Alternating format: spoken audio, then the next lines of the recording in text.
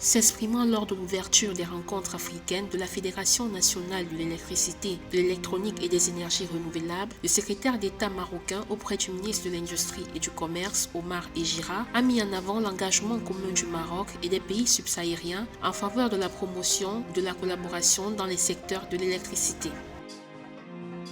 Le président kenyan William Ruto a lancé le 19 février 2025 un projet solaire hors réseau d'une valeur de 68 millions de dollars visant à améliorer l'accès à l'énergie dans les régions éloignées et rurales du pays. La Direction générale des douanes camerounaises a mobilisé 95,333 milliards de francs CFA en janvier 2025, surpassant ainsi son objectif de 95,055 milliards de francs CFA, soit un taux de réalisation de 100,3%.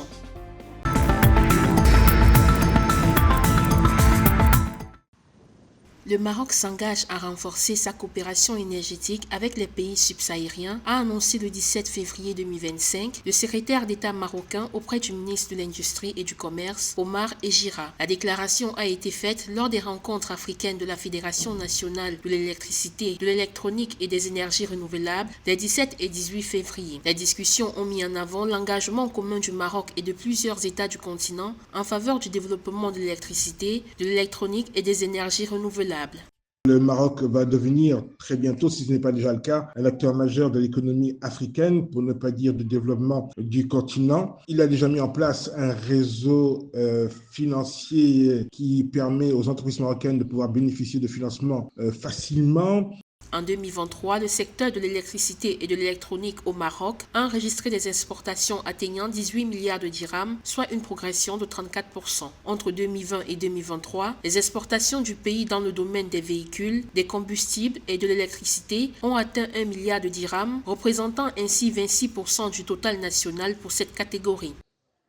Maintenant, il faut savoir, est-ce que ces échanges commerciaux vont se faire au profit exclusif du Maroc? Est-ce que les pays subsahariens vont pouvoir eux aussi commercer avec le Maroc? Le Maroc a-t-il besoin des produits des pays subsahariens? En tout cas, il ne faudrait pas qu'en Afrique subsaharienne, on change en fait de partenaire, que l'on passe de la dominance des pays occidentaux à la dominance des pays du Maghreb, en tout cas plus particulièrement à celle du Maroc.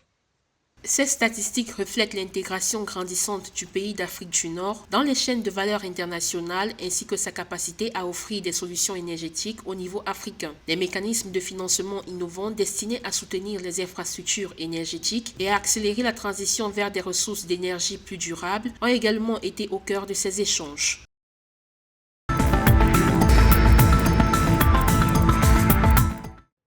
Le président kenyan William Ruto a lancé le 19 février 2025 un projet solaire hors réseau d'une valeur de 68 millions de dollars visant à améliorer l'accès à l'énergie dans les régions éloignées et rurales du pays. Ce projet, qui couvre 14 régions, contribuera à soutenir la croissance des entreprises et à étendre les opportunités économiques dans des zones jusque-là privées d'un accès fiable à l'électricité. Il s'inscrit dans la stratégie nationale du pays pour atteindre une couverture universelle de l'électricité d'ici 2030 et une transition énergétique à 100% vers des ressources d'énergie propres.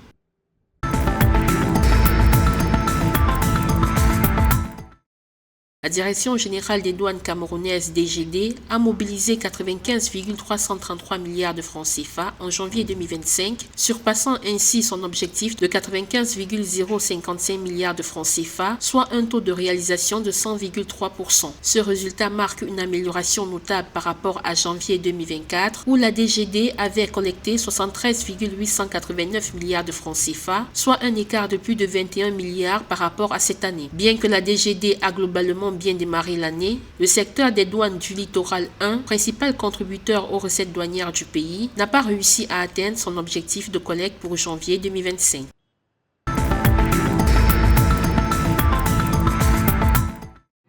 La Banque africaine de développement et le port autonome de Cotonou ont conclu un accord de financement de 64,4 milliards de francs CFA destiné à moderniser et étendre les infrastructures portuaires du Bénin. Signé le 12 février 2025, cet engagement marque une étape clé dans le plan directeur portuaire 2021-2026. L'enveloppe permettra la mise en œuvre de 2 projets, notamment la création d'un nouveau terminal de 25 hectares gagné sur la mer et la construction d'un parking tampon intelligent de 14 hectares pour fluidifier le trafic des poids lourds.